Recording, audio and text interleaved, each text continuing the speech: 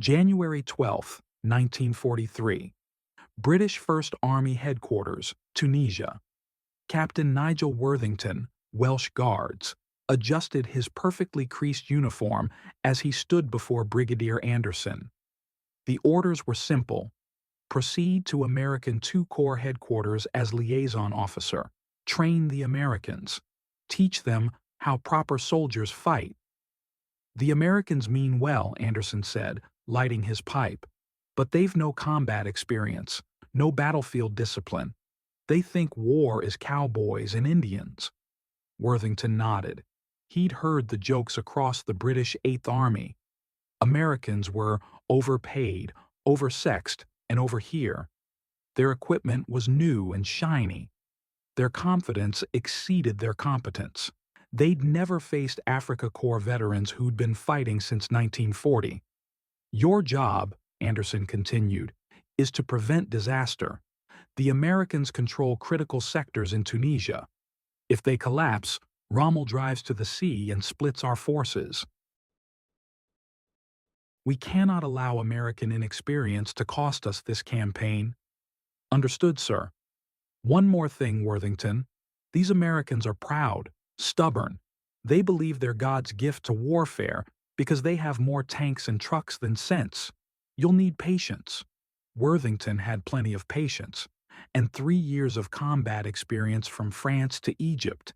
He'd teach these Americans quickly, or they'd learn the hard way when German panzers came calling. If stories of courage and ingenuity move you, please like and subscribe. Every subscription helps us honor the memories of those who served. Captain Nigel Worthington arrived at U.S. II Corps headquarters near Tebessa, Algeria, on January 15th. What he found defied every expectation. The American base was chaos organized into a rough approximation of military order. Soldiers drove jeeps without proper convoy discipline. Supply dumps sat unguarded. Radio operators used clear voice communication that any German could intercept. Officers wore uniforms identical to enlisted men. Worthington couldn't tell sergeants from captains without checking collar insignia. Major General Fredendall commanded II Corps from a headquarters dug deep into a ravine 70 miles behind the front lines. When Worthington suggested moving closer to forward units, Fredendall laughed. "Son, I command from where I can see the whole picture. Let battalion commanders worry about the shooting." Worthington kept his expression neutral. Montgomery commanded 8th Army from forward headquarters where he could sense the battlefield. Fredendall commanded from a bunker that required a battalion of engineers 3 weeks to construct, time better spent preparing defensive positions. But orders were orders. Worthington was here to advise, not command. He met Lieutenant Colonel Robert Hayes, 1st Armored Division, on January 20th at a forward observation post near Faïd Pass. Hayes was 32, West Point class of 1933, with sharp eyes that missed nothing. "Captain Worthington," Hayes said, shaking hands, "I've read your file. North Africa, Greece. Your battalion held Crete for 3 extra days. Impressive." "You're well informed, Colonel. I read everything. German tactical manuals, British after-action reports, French cavalry doctrine from 1918. Everything. Because we're about to fight the best panzer commander in the world, and I'd rather not die from ignorance." Worthington revised his assessment. Some Americans understood what was coming. Hayes pointed toward Faïd Pass, a gap in the eastern dorsal mountains. "Intelligence says Rommel's focused on Montgomery in Libya, but I don't trust it. These passes are perfect for armor. If I were Rommel, I'd punch through here, drive west, cut our supply lines." "What's your defensive plan?" "That's the problem. General Fredendall scattered our forces across 90 miles. We're strong nowhere, weak everywhere. My tanks are spread in penny packets, no depth, no reserves. If Germans hit us with concentrated force, we fold like wet paper." Worthington studied the terrain through binoculars. Hayes was right. American positions violated every principle of defense. Insufficient depth, no mobile reserves, units too dispersed to support each other. Have you communicated these concerns? Sir, I've sent 3 reports to Corps. Fredendall says I'm overcautious. Says Germans are defeated running west. I hope he's right. Hayes paused. But I've been reading about a German commander, General Oberst Hans-Jürgen von Arnim, 5th Panzer Army, fresh from Russia, aggressive, experienced. He's not running, he's positioning. Every British instinct told Worthington that disaster was approaching. The Americans had courage. He'd watched them patrol aggressively, engage in firefights without hesitation. But courage without experience meant graves. British forces had learned hard lessons in 1940 France, 1941 Greece, 1942 Gazala. The Germans fought with combined arms, tanks, infantry, artillery, and air power coordinated with clockwork precision. American units operated independently, each commander doing what seemed right without coordinating with adjacent forces. On February 10th, Worthington attended a briefing at 2 Corps headquarters. Intelligence reported increased German activity near Faïd Pass. Radio intercepts suggested preparations for attack.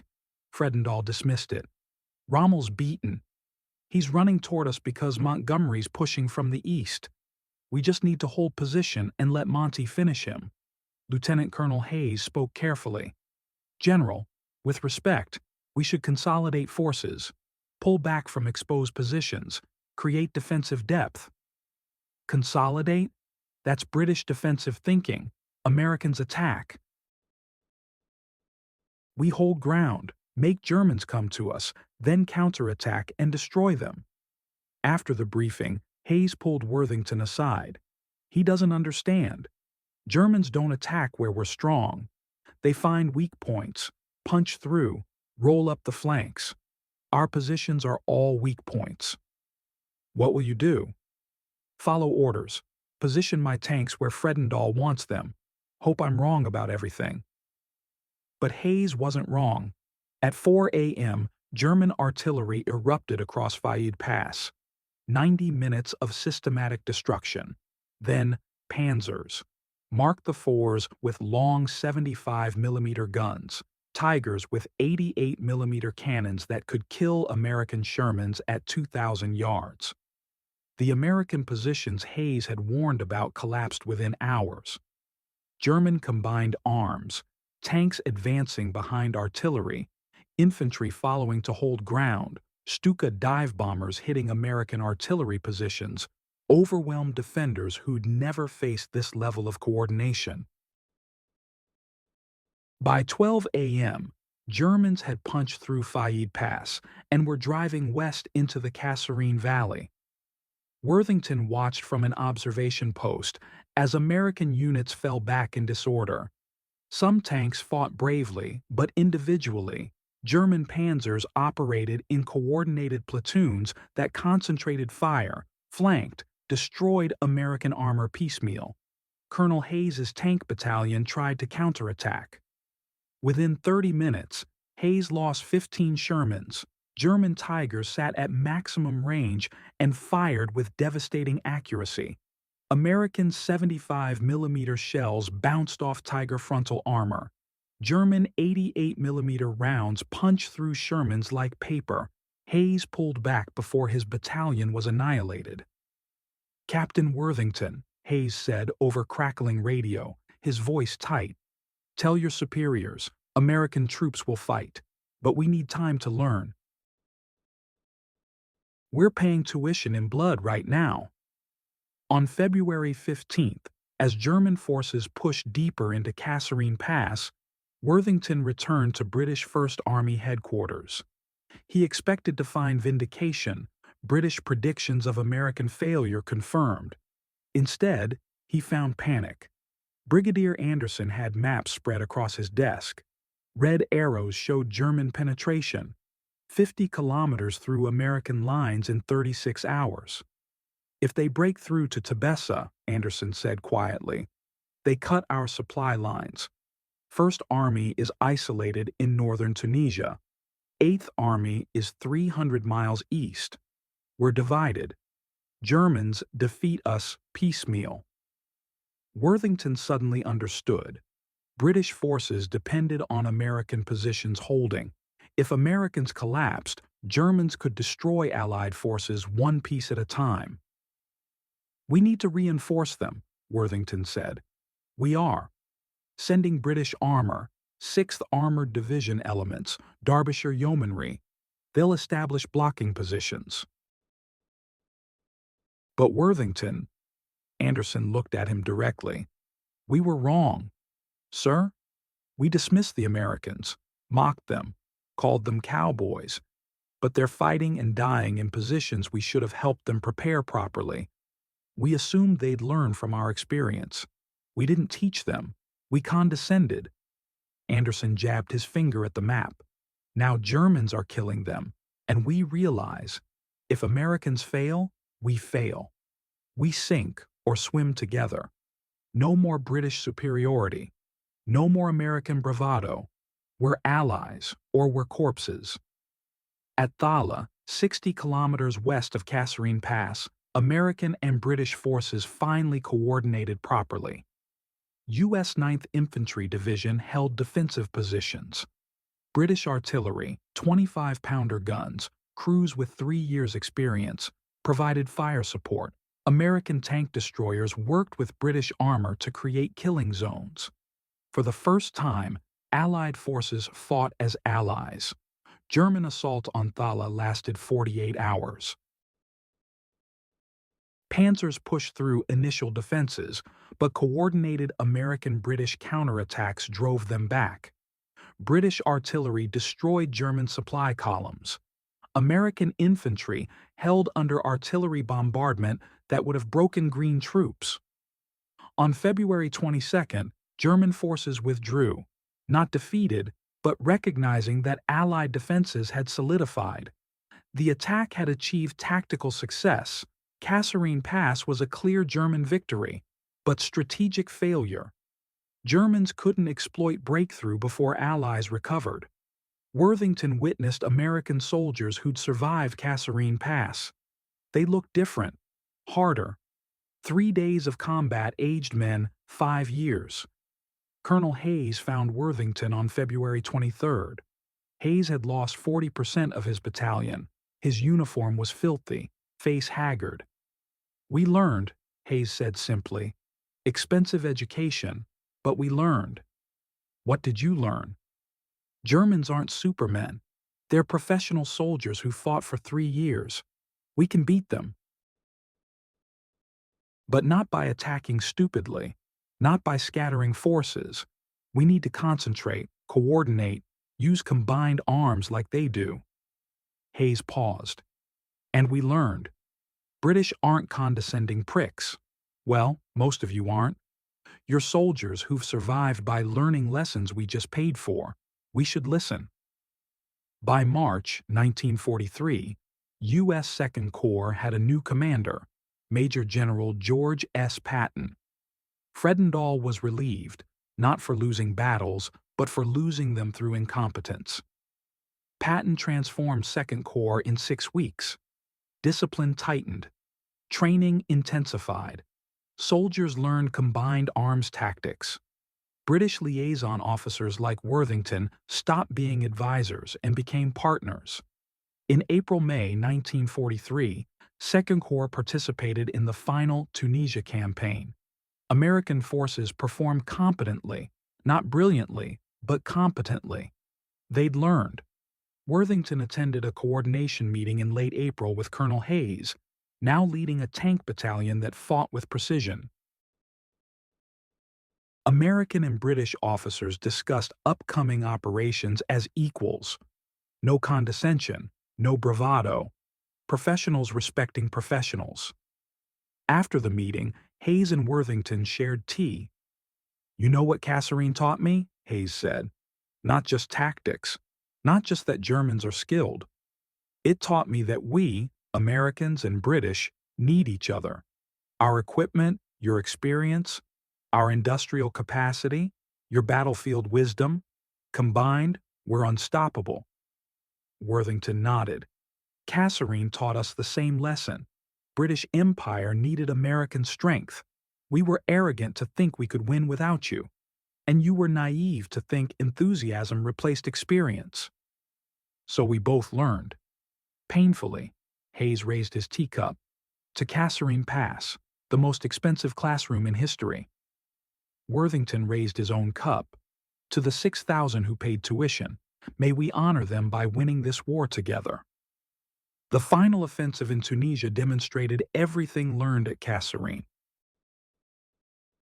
American and British forces coordinated attacks. Air support, American bombers, British fighters, devastated Axis positions. Artillery barrages followed precise timings. Tank assaults used combined British-American formations. On May 13, 1943, remaining Axis forces in Tunisia surrendered, 275,000 German and Italian troops. The North African campaign was over. Colonel Hayes's battalion participated in the final encirclement. His Shermans fought alongside British Crusaders and Grants, American tank destroyers supporting British infantry. The coordination was seamless. Worthington was reassigned to help plan the Sicily invasion. Before leaving Tunisia, he met Hayes one final time. "Where do you go next?" Worthington asked. "Sicily, then Italy, then France, I hope. We'll fight our way to Berlin, Captain." "You will. You've learned quickly." Hayes smiled. "We had good teachers, expensive ones. Kasserine cost us, but good ones. And you know what? When we land in France, when British and American soldiers fight side by side through Europe, nobody will remember the jokes. Nobody will say, overpaid, oversexed, over here. They'll say, these bastards won the war together." Worthington landed with British forces on Sicily's southern coast. American forces landed simultaneously on the western beaches. The invasion was the largest amphibious operation in history, until Normandy. Watching American troops storm ashore, Worthington thought about Kasserine. Those soldiers would have panicked under German fire. These soldiers moved with purpose, coordinated fire and movement, used terrain skillfully. Kasserine had taught them. The Sicily campaign reinforced lessons. American and British forces operated together smoothly.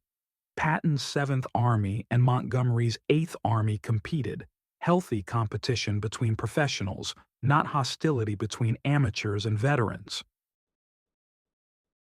When Palermo fell to American forces on July 22, Worthington was among the British officers who congratulated their American counterparts. No condescension, no superiority. Just professionals respecting professionals. The Italian campaign was brutal. Mountains, mud, German defenses.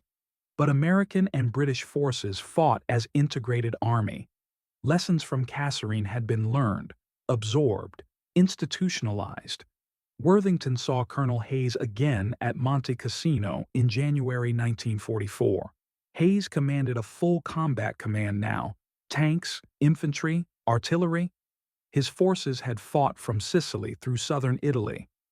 "Captain Worthington," Hayes said, shaking hands in a command post carved from hillside. "Or should I say Major Worthington? I heard about your promotion." "Congratulations on your promotion as well, Colonel." "Combat command sounds like a larger headache than battalion command." Hayes laughed. "Every day. But we're winning. Slowly. Expensively. But winning." They watched snow fall on destroyed monastery above. German paratroopers held Monte Cassino with fanatical determination. "Do you ever think about Kasserine?" Hayes asked. "Every day, 6,000 casualties. Most avoidable if I'd done my job better." "Don't blame yourself. Kasserine was systemic failure. Fredendall, Intelligence, doctrine, training, all of it. You did what you could. Not enough. Hayes was quiet for a moment. Here's what I think about Kasserine. It was necessary, horrible, tragic, but necessary. We needed that disaster to wake up. Americans needed to learn we weren't invincible. British needed to learn they needed us. Without Kasserine, we might have failed in Normandy. We might have lost the war through arrogance and inexperience. Worthington considered that. You're saying 6,000 dead at Kasserine saved millions in France. I'm saying Kasserine taught both sides lessons we needed. And yes, that's horrible. But it's war. Major Nigel Worthington landed on Sword Beach with British 3rd Infantry Division. Half a mile away, American forces stormed Omaha Beach. The invasion succeeded because Allies had learned to work together. American air power, British naval guns, Canadian infantry, Polish armor, American logistics, British intelligence. Combined, the Allies were unstoppable. As Worthington moved inland from the beach, he watched American paratroopers regroup after scattered drops. These weren't the confused soldiers of Kasserine. These were veterans who'd fought through North Africa, Sicily, Italy. They'd learned. In late June, Worthington's unit linked up with American forces near Carentan. The coordination was seamless. Americans and British moved together as one army. At a planning session in July, Worthington worked with American officers on the Caen offensive. No tension, no rivalry, just professionals planning operations. One American major, reading maps, said casually, "Major Worthington, can British armor support our advance here?" "Absolutely. We'll coordinate timing with your infantry assault." "Outstanding. Thank you." Simple. Professional. Exactly what should have happened at Kasserine 18 months earlier. In August 1944, Allied forces captured German documents from 5th Panzer Army headquarters. Among them, after-action reports from Kasserine Pass. Worthington read one report written by a German panzer commander. American forces fought bravely, but without coordination. Their equipment is excellent. Sherman tanks are reliable. Their artillery is accurate. But their tactics are amateur. They attack without reconnaissance. They don't coordinate infantry and armor. They're wealthy amateurs playing at war. However, Americans learn quickly. By February 22nd, their defenses at Thala showed dramatic improvement. They coordinated with British forces effectively. American soldiers are courageous, and when properly led, formidable. Assessment: Americans are dangerous enemies, not because of current skill, but because they learn from mistakes. Within 6 months, they will be as skilled as British forces. Within 12 months, they may surpass German forces in some areas due to superior logistics and industrial capacity. Recommendation: Germany must defeat Allies quickly before Americans fully develop combat effectiveness. If war continues into 1944 to 45, American numerical and industrial superiority combined with improved tactical skill will be decisive. Worthington read that assessment with grim satisfaction. Germans had recognized exactly what Kasserine taught. Americans learned fast. By April 1945, British and American armies were deep in Germany. Soviet forces approached from the east. The war was nearly over. Major Worthington, now liaison to U.S. First Army, stood with American officers on the banks of the Elbe River. Across the river, Soviet forces. The war in Europe was ending. Among the American officers was Colonel Robert Hayes, now commanding a full division. His forces had fought from Tunisia to the Elbe, 2,000 miles of combat. "We did it," Hayes said quietly. "From Kasserine to here, 2.5 years." "You did it," Worthington corrected. Americans did most of the fighting in the final year? Hayes shook his head. No, we did it. British, Americans, Canadians, Poles, French, all of us. That's what Kasserine taught me. We're stronger together than separately. Your experience plus our resources equals victory. Worthington looked at the young American soldiers nearby. They were veterans now, hard, skilled, professional. None had fought at Kasserine, but all benefited from lessons learned there. Do you ever regret it? Worthington asked. Kasserine. The cost. Hayes was silent for a long moment. Every day I regret the dead. Every friend I lost. Every soldier under my command who died. But regret the experience? No. Kasserine made us soldiers. It taught both sides we needed each other. Without that lesson, we might have lost this war. He paused. I was sent to fight Germans. Kasserine taught me to fight with British. That made all the difference. On May 8, 1945, Germany surrendered unconditionally. The war in Europe was over. Major Nigel Worthington attended the victory celebration in London. Among the crowds he saw American soldiers, veterans of Tunisia, Sicily, Italy, France, Germany. They celebrated alongside British troops. No one called Americans overpaid, oversexed, and overhere. No one dismissed them as cowboys. They were soldiers who'd fought and won the deadliest war in human history. Worthington thought about Kasserine Pass. 6,000 casualties in 4 days. Most avoidable with better coordination, better leadership, better mutual respect. But those 6,000 taught lessons that saved millions. They taught Americans that war required more than courage. They taught British that victory required more than experience. They taught both sides that allies must fight together or die separately.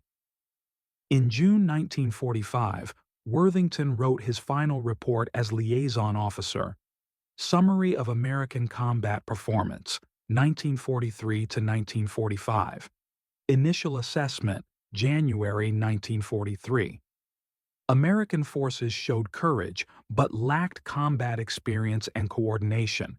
Recommended extensive training before major operations. Kasserine Pass, February 1943. American forces suffered defeat but fought bravely. Primary failures: dispersed deployment, inadequate reserves, poor coordination. British assessment: Americans needed supervision. Tunisia Campaign Conclusion, May 1943. American forces performed competently. Integrated combined arms tactics. Coordinated effectively with British forces. British assessment: Americans were learning.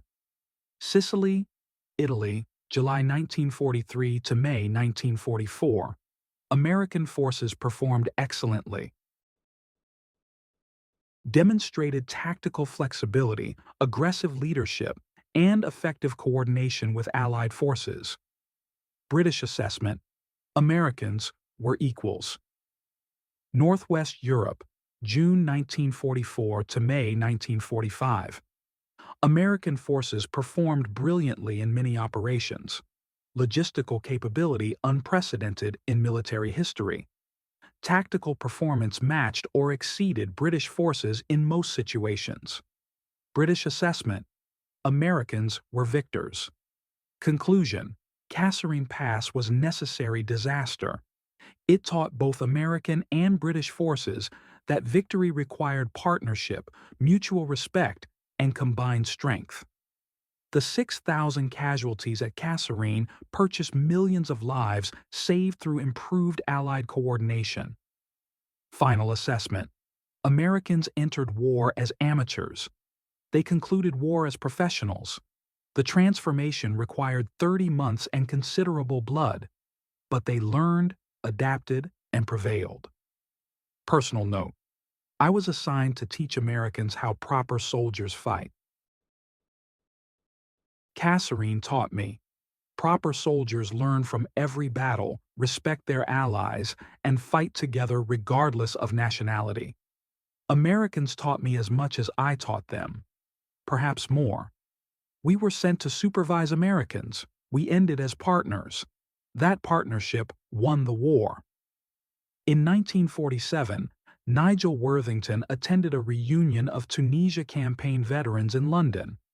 American veterans traveled from across the United States to attend. Colonel Robert Hayes, now a civilian working in Baltimore, crossed the room when he saw Worthington. "Major, or should I say Colonel Worthington now?" They shook hands. "Still Major. I'm retiring next month. You?" "Retired last year, teaching military history at Johns Hopkins University, trying to explain to students how we won that war." They found a quiet corner, shared drinks. "What do you tell them?" Worthington asked. "About Kasserine." Hayes thought carefully. "I tell them. Kasserine Pass was where American and British forces learned they needed each other, where Americans learned that courage without experience means casualties, where British learned that experience without American industrial strength means defeat, where both sides learned that allies must fight together or die separately. I tell them, 6,000 died at Kasserine, but their sacrifice taught lessons that saved millions. Every battle after Kasserine, Sicily, Italy, Normandy, Germany, succeeded because we learned from Kasserine. I tell them, war is expensive education. Kasserine was the most expensive classroom in history, but we passed the course. Worthington raised his glass. To Kasserine Pass, to the 6,000 who taught us, to the partnership that won the war. Hayes raised his glass. To Kasserine. And to never forgetting what it cost. They drank in silence, two veterans remembering friends lost and lessons learned in the desert of Tunisia, where Americans and British learned to fight together or die separately. The Battle of Kasserine Pass inflicted 6,000 Allied casualties, destroyed 200 tanks, and demonstrated American military unpreparedness. But it taught essential lessons. Americans learned. Courage without experience meant casualties. Combined arms tactics required training. Coordination with allies was essential. Aggressive leadership mattered. They learned quickly. British learned. Experience without American strength meant defeat. Allies required mutual respect, not condescension. Americans could learn and adapt rapidly. Victory required partnership. Germans learned. Americans were inexperienced but dangerous. They learned from mistakes. They possessed unlimited industrial capacity. Defeating them quickly was essential and increasingly impossible. The partnership forged at Kasserine carried through Sicily, Italy, France, and Germany. American industrial might combined with British experience created unstoppable force. Kasserine Pass was disaster, but necessary disaster. It taught both sides lessons that saved millions and won the war. In the desert of Tunisia, February 1943, Americans and British learned to fight together. That lesson, purchased with blood at Kasserine, changed the course of history.